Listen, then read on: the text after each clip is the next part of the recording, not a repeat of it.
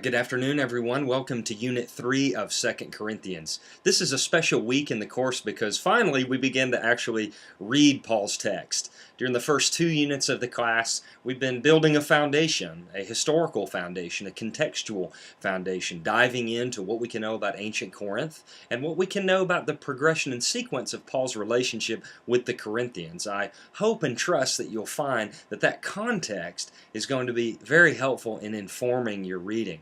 Now we turn to the opening chapters of 2 Corinthians this week, and I want you to be on the lookout for two dynamics that begin to take shape.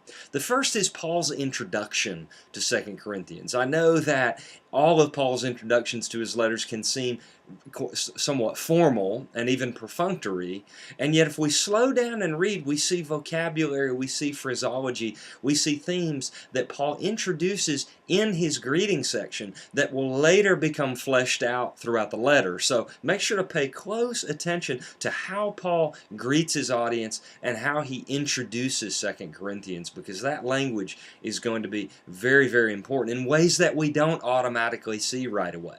The second thing that I want to attune your ear to this week is the bulk of comfort language at the beginning of 2 Corinthians. Paraklesis and parakaleo. It's also translated encouragement or exhort. 2 Corinthians begins with tons of language and terminology around comforting and encouraging, which tells us a lot about the letter, and so you're going to be diving into an article that will awaken you to the way this kind of language was used throughout ancient literature and why that matters in reconstructing this history between Paul and the Corinthians that we see laid out in 2 Corinthians. Today I will be grading your reflection papers from Unit 2 and responding to you personally. If I can be of service to you at all this week, please don't hesitate to let me know. Look forward to a great unit together. Blessings.